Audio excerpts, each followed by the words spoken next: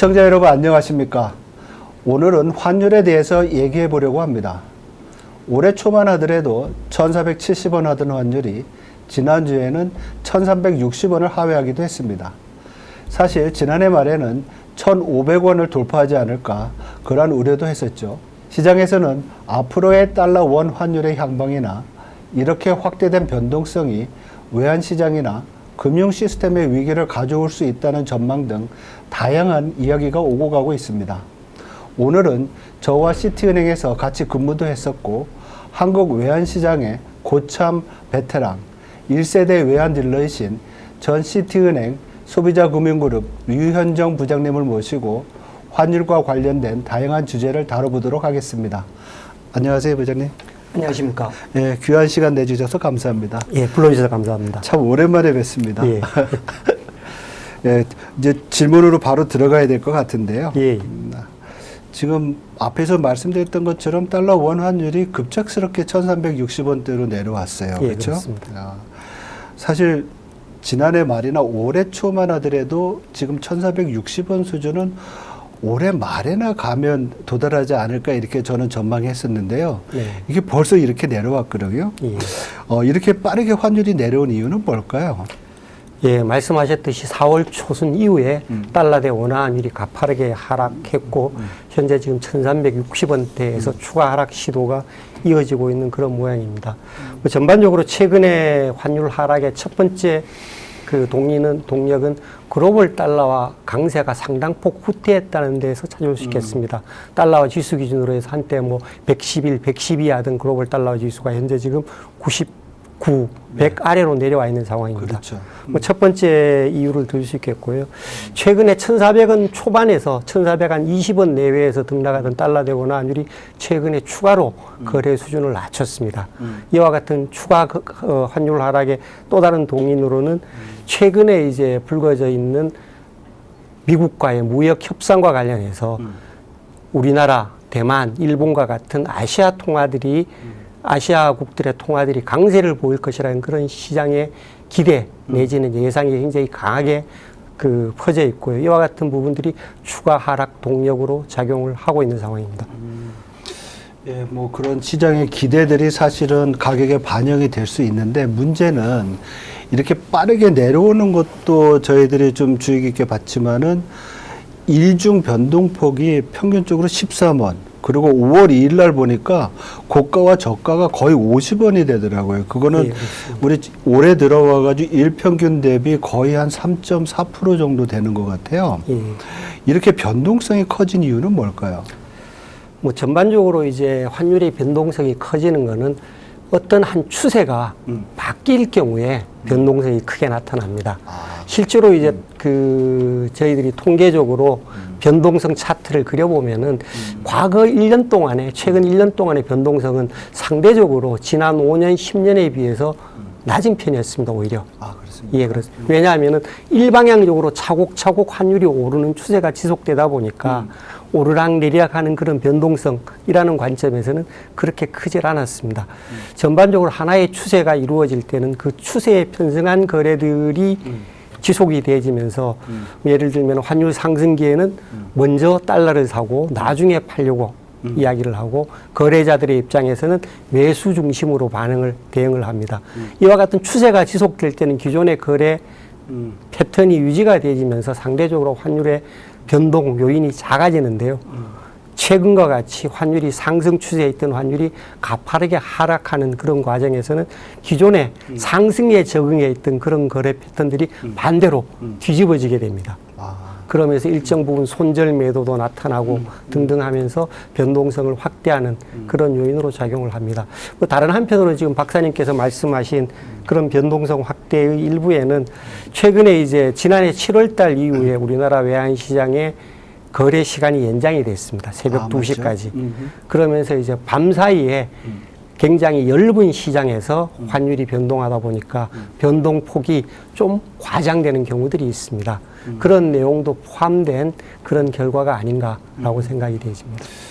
새롭게 들은 것은 이 변곡점에서 추세의 변환이라든지 이런 변곡점에서 변동성이 커진다고 했는데 사실 최근에 보면 우리 외환시장에서 수급이라는 걸 얘기를 많이 하잖아요. 예, 이 그렇습니다. 환율이라는 것이 두 통화 간의 상대 가치니까 예. 이 통화 간의 수요와 공급에 따라서 이제 어떻게 보면 그 레벨이 결정된다, 수준이 결정된다고 그러는데 지금 수급 상황은 어떻습니까? 최근에 뭐 외국인들이 많이 산다 이런 것들이 달러 원 환율의 하락에도 영향을 미치는 거겠죠. 큰 흐름에서 보면은 사실은 장기적으로는 수요와 공급이 환율의 방향을 분명히 결정을 합니다. 네네. 하지만 단기적으로는 네. 이와 같은 거시적인 수요와 공급의 변화보다는 시장의 분위기, 여기에 따른 쏠림이 훨씬 더 크게 작용을 합니다. 예를 들면 우리나라 경상수지가 뭐 많을 때는 100억 불 좀 넘어가는 수준이고 투자자금 유출입 규모가 일정 부분 한 100억 내외에서 움직이고 있는 그런 모습인데 이것보다는 거래자들의 순간적인 매입, 매도 패턴의 변화가 훨씬 더 크게 작용을 하고 있습니다. 최근에 전반적으로 물론 이제 그 지난 5월 달 이후에 외국인 투자자들이 우리 주식시장에서 순매수로 전환을 했습니다. 5월 달에 한 1조 1천억 정도 그리고 6월 들어서 한 3조 넘게 어제까지 순매수하고 있는 걸로 제가 확인을 했는데요. 앞서서 9개월 동안에는 그렇죠. 한 38조가량 우리 주식시장에서 외국인이 매도 우위를 보였습니다. 네. 뭐 전반적으로 이런 부분들이 환율 상승으로 작용을 했고 최근에는 상승 요인이 좀 완화가 됐다, 수요 요인이 완화가 됐다라고 이야기할 수가 있겠는데 전반적으로 거시적인 어떤 수급의 환경 자체가 완전히 바뀌었다, 환율 하락 쪽으로 바뀌었다라고 이야기하기는 좀 어려울 것 같습니다. 모두에 말씀드린 것과 같이 글로벌 달러와 동향이라든가 또는 한미 무역 합의와 관련된 시장의 어떤 원화 강세에 대한 기대가 최근에 환율 하락을 주도했는 것으로 보여지고요. 비거주자 내국인과 외국인과의 차액 결제 선물한 거래 저기 차트가 떠 있는데요. 동향을 보시면은 그 막대 차트로 표시된 부분이 비거주자들의 차액 결제 선물한 시장에서 달러와 매매 동향입니다. 네네. 지난해 4, 4분기에 막대가 위로 크게 가 있습니다. 달러와 매수 중심으로 대응을 했다는 이야기죠. 빨간 그러면서 거는 매수고 파란 거는 매도고. 예, 그렇습니다. 예. 순매수를 크게 보이면서 환율 상승의 주요 동력으로 작용을 했는데 금년도 1분기에는 1분기 이후에는 높은 수준에서의 상대적으로 높은 수준에서 외국인 거래자들이 거래를 하면서 매도 중심으로 대응을 했습니다. 아마도 4월, 5월 그리고 최근 6월까지 이와 같은 매도 중심의 거래는 유지가 되고 있는 것으로 보고 있고요. 결론적으로 말씀을 드리면은 최근에 환율 하락은 어떤 거시적인 추세적인 어떤 수급 상황의 변화라기보다는 단기적으로 시장의 어떤 심리적인 쏠림 현상에 의한 매도들이 낳은 결과다라고 저는 아직 판단을 하고 있습니다. 아, 그러면 거시적 요인이라고 하면 어떤 것들이 있는 거죠? 외환시장에서 말씀하시는, 그러니까 뭐 딜링을 하시거나 이럴 때 거시적 요인으로 이게 어떤 포지션을 잡아야 된다 그럴 때 거시적 요인이라 하면 결국은 이제 직접적인 수요와 공급에 영향을 미칠 요인은 경상수지, 수출입을 포함한 무역외 거래를 포함한 경상수지 첫 번째로 꼽히고 있고요.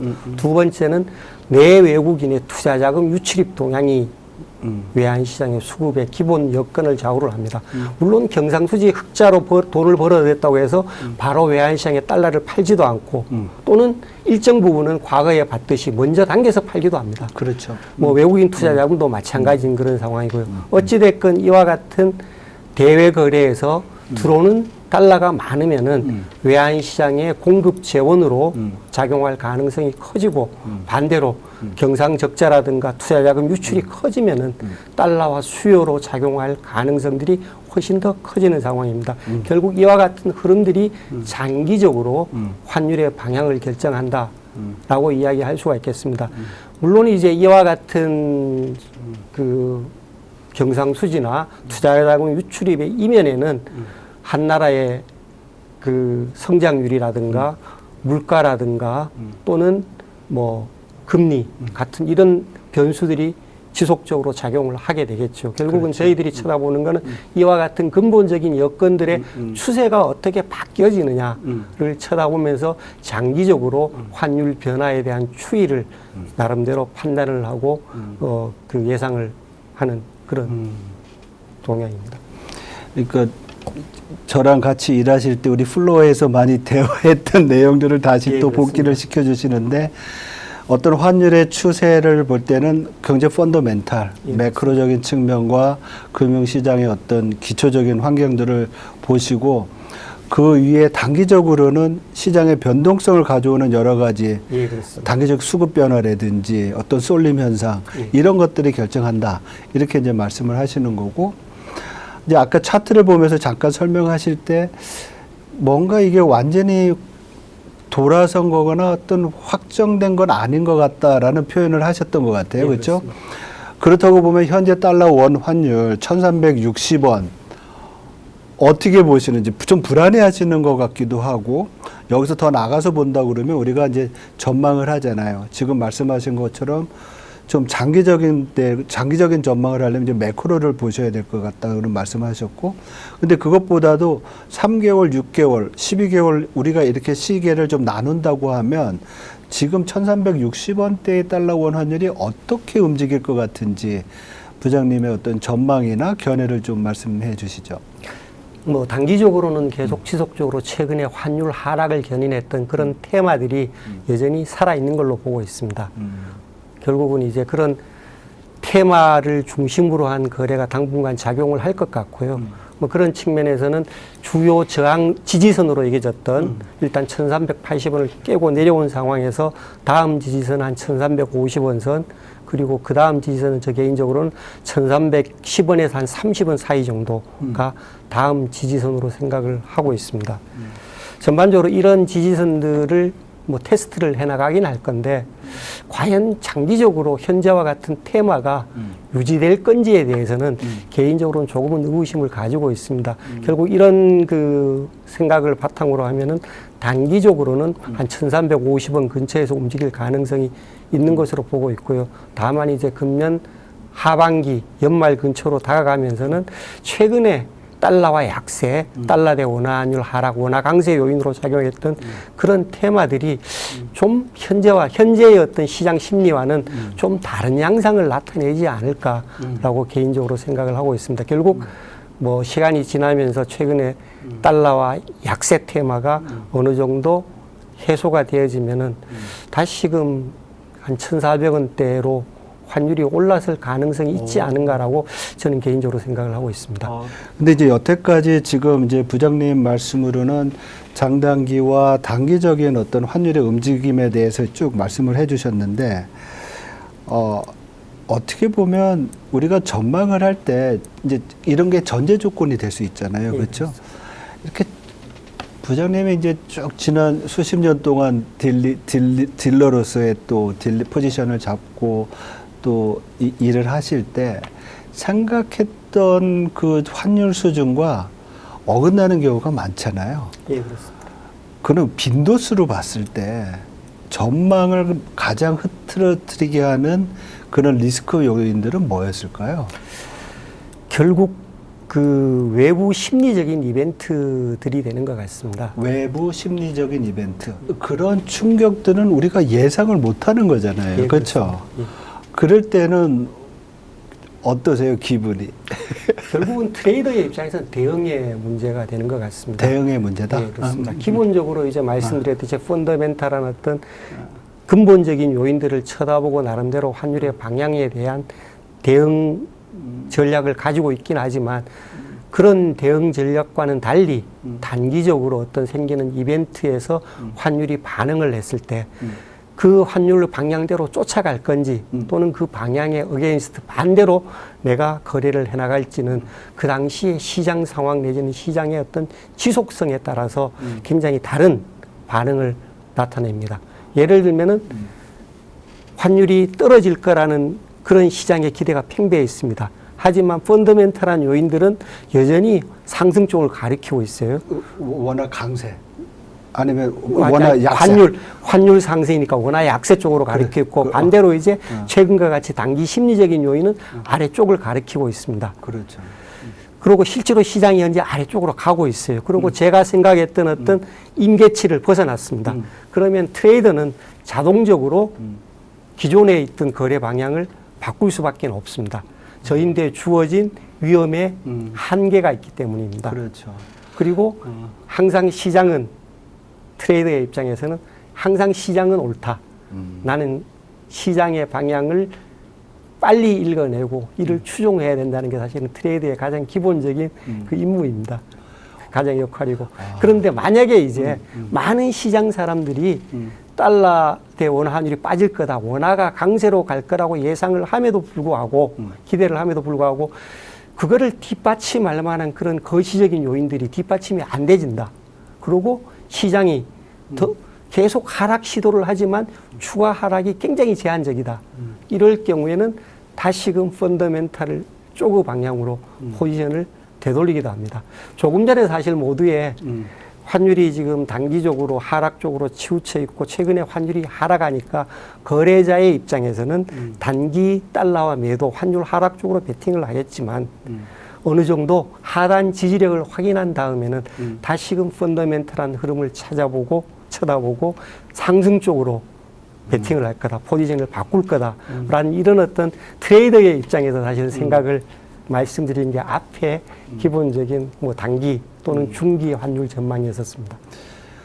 저도 지금 부장님 하신 말씀에 상당히 공감을 합니다. 왜냐하면 이게 결국은 펀더멘탈이 결정을 하는 거잖아요. 예, 그렇죠. 그러니까 시장의 변동성에 따라서 움직일 수는 있지만은 이 지금 어떤 포지션이라든지 어떤 전망 자체가 펀더멘탈에 벗어나 있을 때는 조심을 하고 거기에 맞춘 어떤 대응이 필요하다. 예, 이렇게 보시는 것 같고 앞에서 이제 말씀하셨던 내용들로 다시 돌아가야 될 것 같아요. 저는 작년에 우리 외환시장에서 우리 외환시장에 구조적 변화가 있다. 아니면 달러 원 환율의 레벨에 대해서 구조적 변화가 생겼다. 이런 얘기를 했었잖아요. 예. 그때가 아마 달러 원 환율이 1,400원대, 그렇죠? 1,400원 중심에서 이제 올라가는 상황이었고 시장에서는 이제 우리 달러 원 환율은 다시는 뭐 1,300원 아니면 그 밑에 1,200원은 못 갈 거라는 전망을 했었는데 지금은 이제 내려왔잖아요. 예. 그때 왜 그런 판단이나 아니면 평가를 했었을까요? 잠깐 앞에서 이제 설명을 해 주셨는데 어떤 변화가 있었길래 달러 원 환율이 그렇게 높은 수준까지 올라갔는지 사실 우리가 위기 수준은 아니었잖아요. 예, 그렇습니다. 네. 뭐 과거 같은 경우에는 어떤 그 대외적인 충격 위기의 상황에서 뭐 가파르게 위험 자산인 원화를 팔아치우고 그렇죠. 또는 투자 자금이 국내에서 해외로 유출이 되어지고 그리고 가파르게 환율이 상승을 했고 이와 같은 환율 상승이 거꾸로 이제 시장의 공포 심리를 확대하는 그런 요인으로 작용을 하면서 금융시장 또는 실물 경제에까지 영향을 미치는 그런 악영향을 미쳤었습니다. 하지만 최근의 환율 상승은 뭐 앞서서 그 외환시장의 컨트롤, 양대 컨트롤 타워라고 그럴 수 있는 한국은행 총재도 말씀을 하셨고 기획재정부 장관도 말씀을 하셨는데 현재의 환율 상승은 과거와는 다르다라고 말씀을 하셨습니다. 그렇죠. 실제로 저희들이 쳐다보는 것도 기본적으로 환율 상승이 불안감으로, 막연한 불안감으로 환율이 올랐던 과거의 그런 경우가 아니고 차곡차곡 환율이 오르는 그런 모습들을 목격을 했습니다.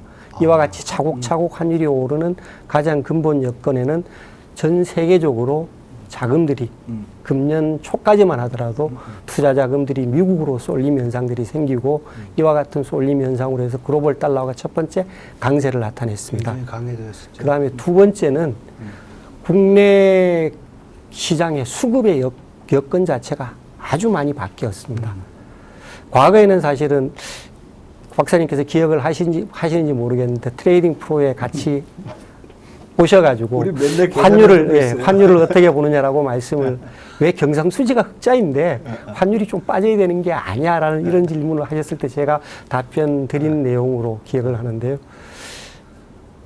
우리나라도 더 이상 경상수지만 가지고 환율을 이야기할 때는 지난 것 같아라고 아마 2014, 15년 정도에 맞아요. 말씀을 나눈 게 아닌가 싶습니다. 그리고 이제 상시적인 경상 흑자에도 불구하고 상당폭 강세, 약세를 오가는 일본의 외환시장을 좀 쳐다볼 필요가 있다라고 맞아요. 말씀을 그때 드렸고 말씀하셨어요. 전반적으로 달러 대 엔화 환율의 변동이 당시에 어떤 테마를 가지고 움직였었냐면은 글로벌 투자 시장에 그 환경에 따라서 자금이 많이 유출이 되지면은 엔화가 강세, 맞아요. 엔화가 약세, 달러가 강세로 갔었고 달러 대 엔화 환율이 상승을 했었고 그 반대의 경우에 또 반대로 움직이는 모습을 그렇죠. 나타냈습니다.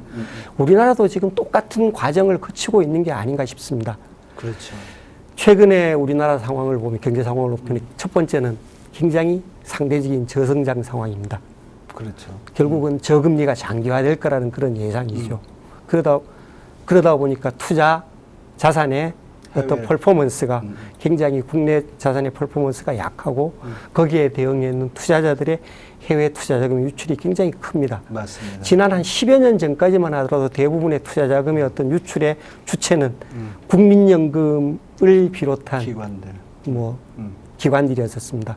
그런데 최근에는 소위 서학개미로 이야기되는 일반 투자가들까지 해외 투자에 훨씬 더 적극적입니다. 결국 투자 자금의 유출이 상시화됐다는 이야기고요. 과거 달러 대 엔화 환율을 움직였던 소위 와다나베 부인의 상황들이 우리나라 서학개미에서 나타나고 있다라고 이야기할 수가 있겠습니다.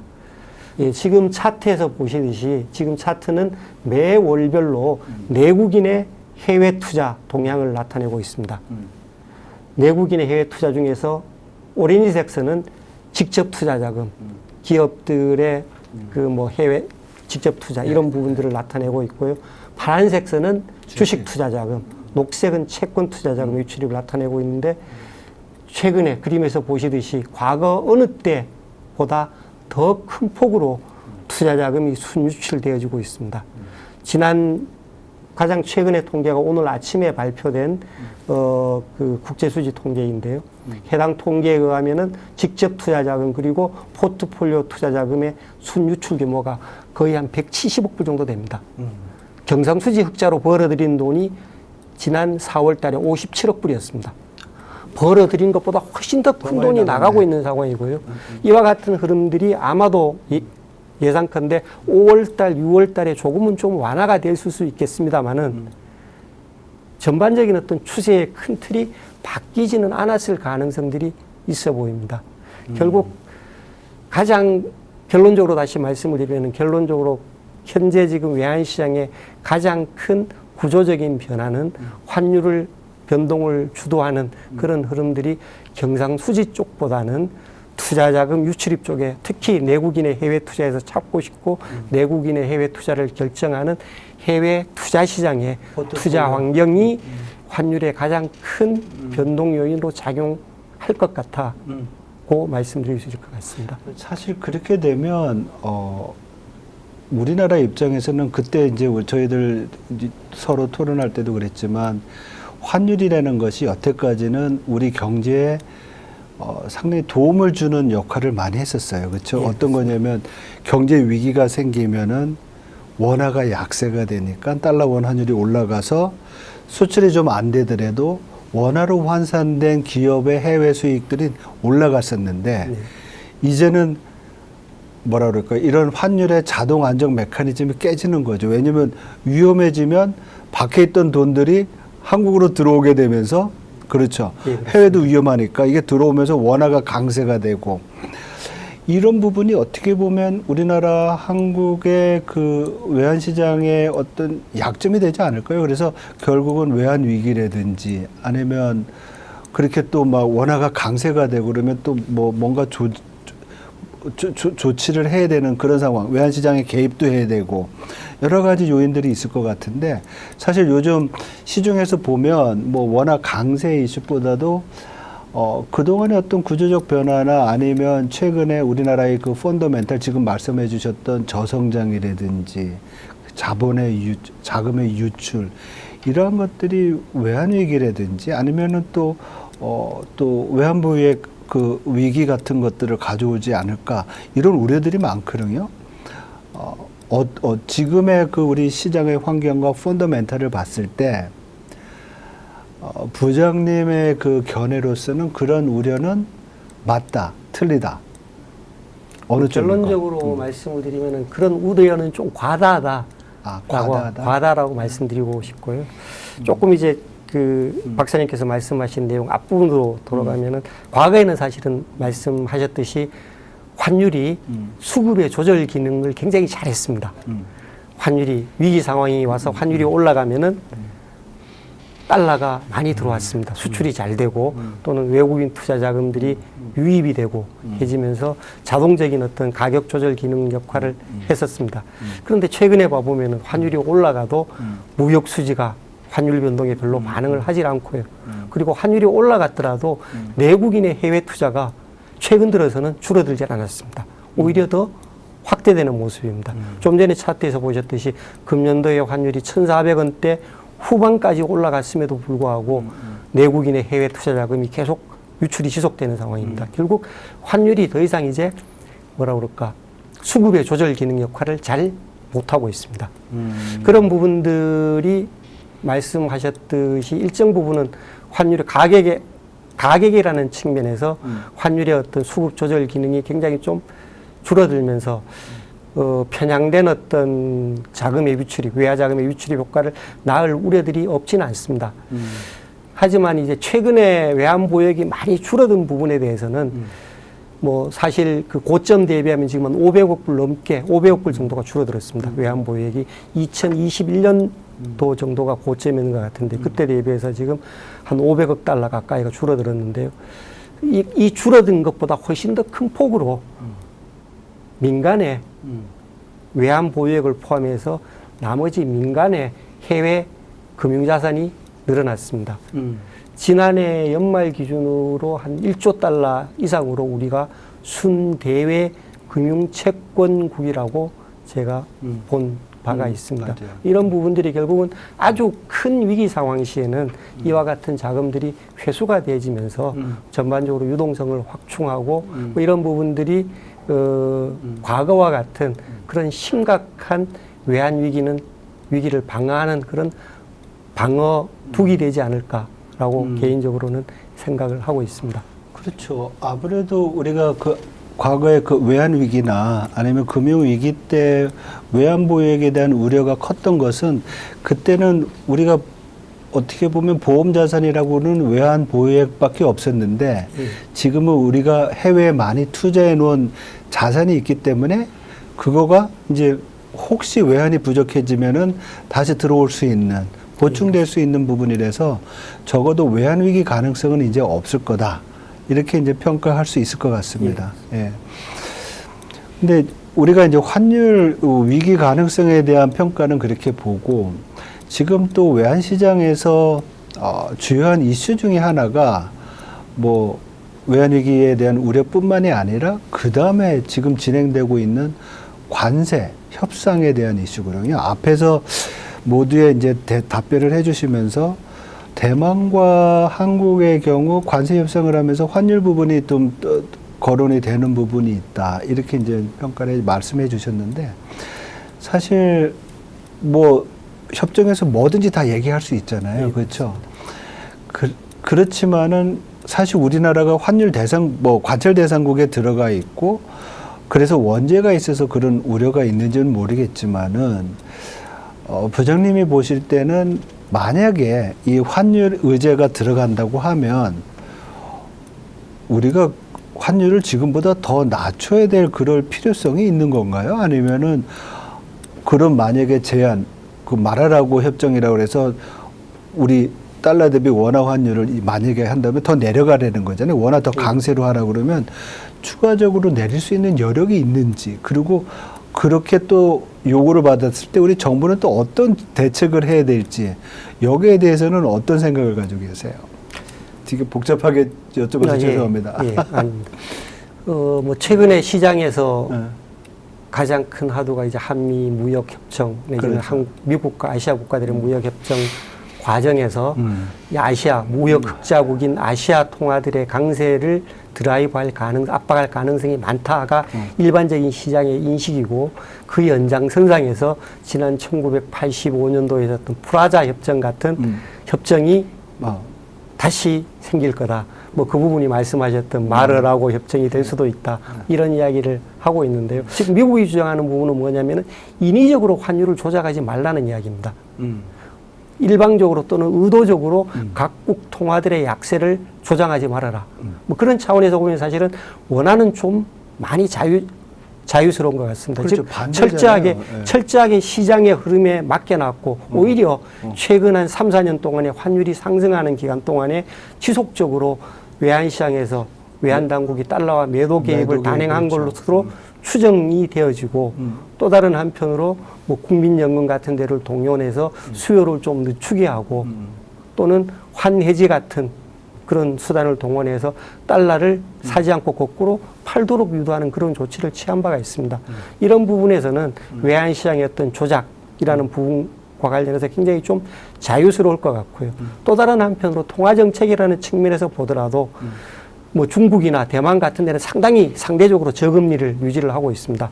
중국이 뭐 4%대, 5%대 성장률 상당히 높은 물가 수준에도 불구하고 1%대 기준금리를 가지고 있고요. 대만도 비슷한 상황입니다. 일본은 더한 상황이고요. 결국 통화정책으로 뭐 외환시장 환율을 매니플레이션하고 있다라는 이야기를 듣기에 충분한데 우리나라는 원화의 악세를 방어하기 위해서 한국은행이 경제 상황에도 불구하고 원화 금리 인하를 늦추고 있는 상황입니다. 결국 그렇죠. 이런 부분들은 충분히 저는 개인적으로 미국의 우리 시장 관리 상황을 어필할 수가 있을 것 같고 뭐 미국의 압박으로부터 상대적으로 좀 이들 나라보다는 좀 자유로운 상황일 수 있지 않을까라고 생각을 하고 있습니다. 예, 저도 뭐 기회가 되면 그런 말씀 많이 드리는데 우리는 적어도 환율 부분에 대해서는 압박을 받을 필요가 없다. 적어도 그동안 계속 달러 원 환율이 높아져서 원화가 약세일 때 우리는 원화를 강하게 하려고 달러 매도 개입을 한 거잖아요. 그래서 그 과정에서 외환보유액도 좀 줄어드는 그런 또 부작용도 생겼지만은 오히려 지금 우리가 환율 관찰 대상국으로 된 것은 우리의 경상수지라든지 대미 무역 흑자가 큰 부분이니까 이 부분은 통상 부분에서 충분히 해결할 수 있는 거고 적어도 가격 변수만큼은 우리 건드리지 말자. 이런 식으로 가격 변수 환율이니까 그렇게 좀 설득을 하면서 협정을 좀 이끌어 갔으면 어떻겠나 이런 생각을 좀 하고 있거든요. 전적으로 동감합니다. 그래서 그 부분에 대해서는 부장님이랑 생각이 같아서 좀 다행이라고 생각을 합니다. 우리가 이제 딜링을 하시고 딜링룸에 계실 때 환율 조작국이나 뭐 이런 이슈들이 어떻게 보면 앞에서 말씀하셨던 이벤트 같은 거가 될 수 있잖아요. 사실 요번에는 관찰 대상국이 될 거는 너무 우리가 잘 알고 있었잖아요. 왜냐하면 지난 11월 달인가요? 그때 관찰 대상국으로 들어오면 적어도 디폴트로 2번은 그냥 가니까. 근데 트레이딩 룸에 이렇게 계실 때 이런 뉴스들이 생기면은 시장에 즉각적으로 반응이 되나요? 약간은 반응을 하지만 지속적인 반응은 하질 않았는 것 같습니다. 실제로 이제 우리나라가 미국 재무부 환율 보고서에서 그 관찰 대상국으로 지정되었던 게 지난 2016년부터 시작해서 쭉 이어져 오다가 관찰 대상국에서 벗어났던 게 2023년부터 24년 10월까지 1년 정도밖에 기간이 아닙니다. 뭐 결국은 사실은 관찰 대상국 지정이라는 게 우리나라가 관찰 대상이 상수화되어 있는 그런 상황입니다. 그리고 서로 그 환율 조작국으로 지정된 경우라고 하더라도 외환시장에 미치는 영향이 그렇게 크진 않은 것 같습니다. 가장 근자에 보면은 스위스가 그 환율 조작국으로 지정된 적이 있었고요. 중국이 환율 조작국으로 된 적이 있었는데 실제로 이들 통화의 어떤 그 움직임을 봐보면은 그런 환율 조작국의 지정과 환율의 움직임은 그렇게 큰 유의성을 갖지는 않았던 것으로 보고 있습니다. 제가 기억은 잘 못하지만 조작국이 되더라도 그 페널티가 그렇게 크지는 않아요, 그렇죠? 네, 그렇습니다. 뭐 미국 조달 시장에 못 간다든지 뭐 여러 가지 제약은 있긴 하지만은 그런데 이제 그런 뉴스들을 보면 오히려 언론이나 이런 데서 이제 굉장히 크게 부각이 되니까 시장에서 직접 참가하는 분들 말고 주위에 있는 분들은 상당히 걱정을 많이 하는 것 같아요. 예, 그렇습니다. 결국 그 시장 주변에 계신 분들은 보다 구체적인 명시화된 그런 이벤트에 주목을 하고 트레이더들은 심리적으로 거래자들의 심리에 영향을 크게 미칠 요인들에 좀 더 많이 주목을 하는 것 같습니다.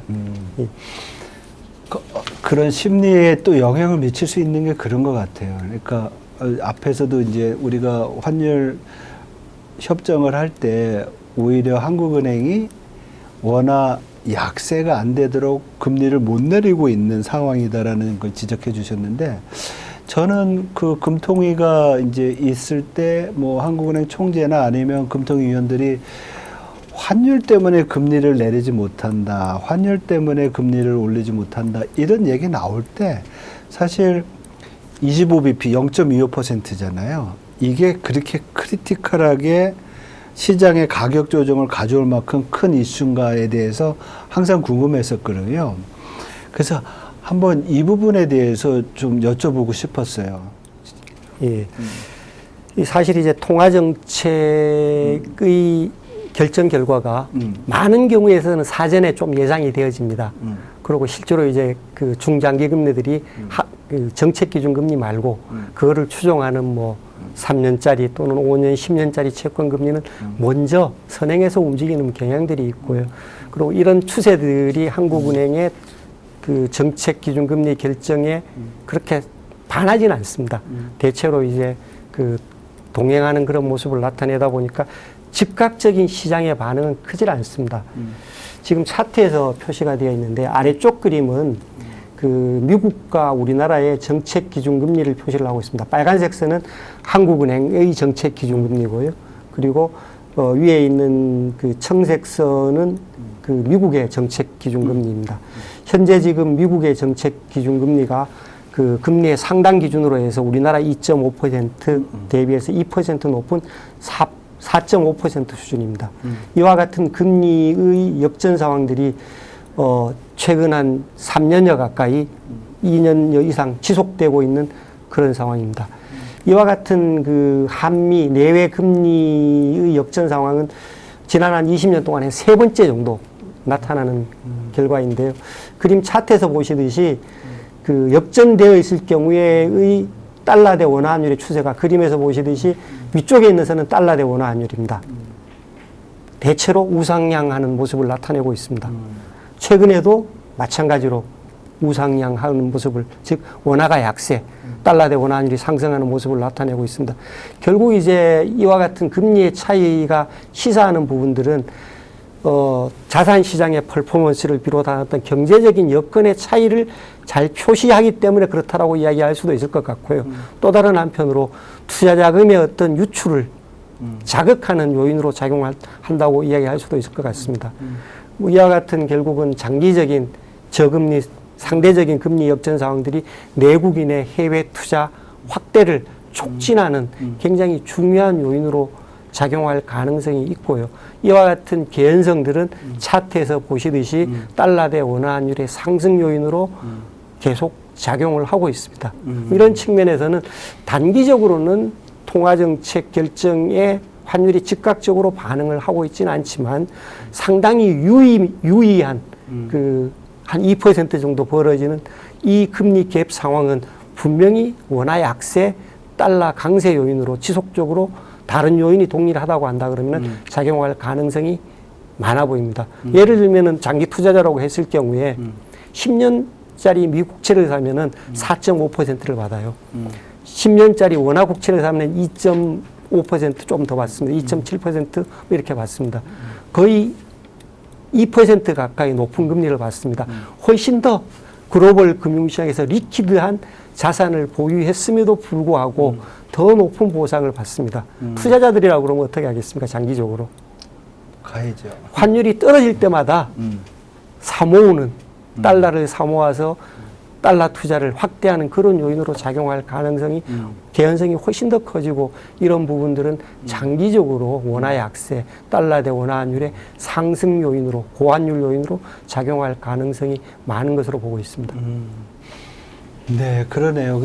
두 나라 중앙은행 간의 정책금리 차이 자체가 어느 정도 유지가 되면 현상 유지도 되겠지만은 이것이 벌어진다든지 그리고 이게 장기화될 경우에는 분명히 환율에 영향을 미치는 요인이 될 수가 있다. 그런 네, 면에서는 통화 정책에 있어서의 금리 결정이 환율이 좀 고려될 수 있는 그런 상황이다. 이렇게 예, 이제 그렇습니다. 설명을 좀 들은 것 같습니다.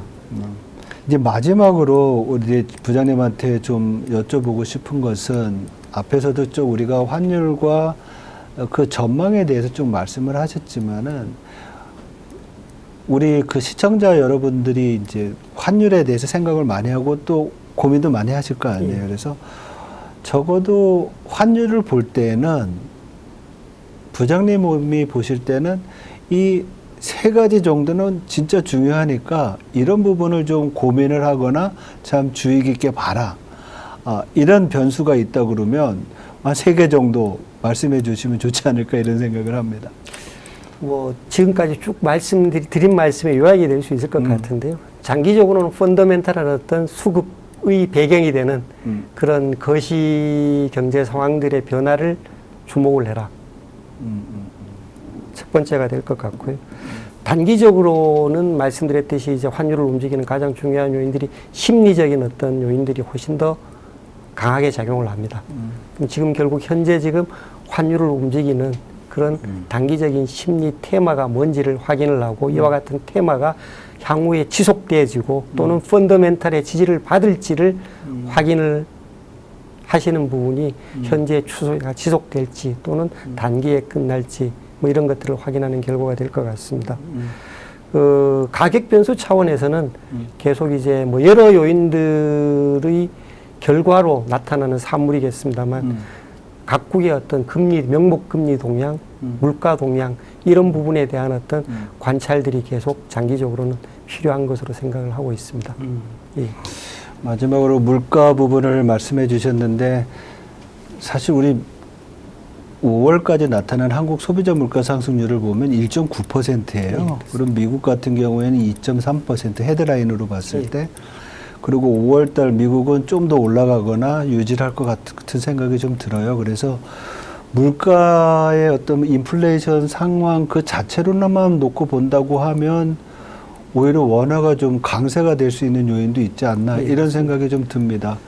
그래서 그런 부분도 마지막으로 좀 짚어주셨는데 앞에서는 이제 성장이라든지 뭐 내국인의 해외 투자 이런 것도 얘기해 주셨고 마지막으로 물가를 좀 짚어주셨습니다. 이제 뭐 우리가 마무리해야 될 시간이 된 것 같은데요. 오늘 부장님 모시고서 몇 가지 우리가 좀 주목해야 될 만한 사실 아는 것 같아요. 첫 번째로는 지금 달러 원 환율이 1,360원까지 왔지만은 단기적으로는 1,450원을 테스트할 수도 있지만은 하반기로 갈수록 이렇게 달러 원 환율이 내려오게 된 기제들이 사라지면서 다시 반등할 수도 있다는 가능성에 대해서 이제 말씀해 주신 것 같고요. 그리고 지금 시장에서 우려하는 것처럼 우리 외환위기라든지 금융위기에 대한 가능성은 그렇게 크지 않다. 과거 아시아 금융위기 때와 지금의 펀더멘탈 차이는 많고 우리나라가 순대외 채권국이기 때문에 외환위기 가능성은 그렇게 높지 않다라는 점. 그리고 환율을 볼 때는 중장기적으로 이제 펀더멘탈을 봐야 되니까 우리 경제 펀더멘탈, 성장이라든지 물가라든지 뭐 정책 금리라든지 이런 것들을 좀 보고 단기적으로는 지금 시장에서의 어떤 그 심리 상태, 시장을 드라이브 변동성을 좀 뭐 낮추거나 올릴 수 있는 어떤 뭐 기제들 있잖아요. 그렇죠? 그게 뭐 지금은 뭐라고 얘기할 수 있을까요? 지금은 무역 협상이 관세라는 부분이 그렇죠. 가장 큰 화두인 것 같습니다. 예, 그래서 이런 부분들에 대해서 우리가 좀 기억을 하는 것이 중요하다. 이렇게 이제 정리해 볼 수 있을 것 같아요. 그래서 오랜 시간 동안 부장님 참 귀한 말씀을 너무 감사드립니다. 예, 감사합니다. 예, 예. 예, 지금 이제까지 환율이 왜 이렇게 변동성이 심했는지, 그리고 이렇게 빠르게 하락했는지, 그리고 더 하락할 수 있는지, 아니면 반등할 수 있는지에 대한 여러 가지 가능성도 우리가 좀 살펴봤습니다. 환율을 결정하는 것은 앞에서 살펴보았듯이 금융시장 안에 모든 변수들이 관여하는 것 같습니다. 그래도 오늘 외환시장 고참 베테랑이신 유현정 부장님을 모시고서 이러한 환율에 대한 평가와 전망하는데 어떤 변수를 돌봐야 할지에 대한 지혜를 좀 나누어 보았습니다. 특히 변화하는 시장이 환율 변화를 가져온다는 점에서 항상 시장의 움직임과 주요 변수에 대한 관심과 연구가 필요하다는 것을 새삼 알게 됐습니다. 앞으로도 저희 글로벌 사이언즈는 전문가들을 모시고서 시장 변화와 주요 이슈에 대한 분석과 전망을 시청자 여러분들께 전달해 드리겠습니다. 오늘 여기서 마치겠습니다. 오늘도 저희 글로벌 사이언즈를 시청해 주신 시청자 여러분 감사합니다. 다음 시간에 뵙겠습니다.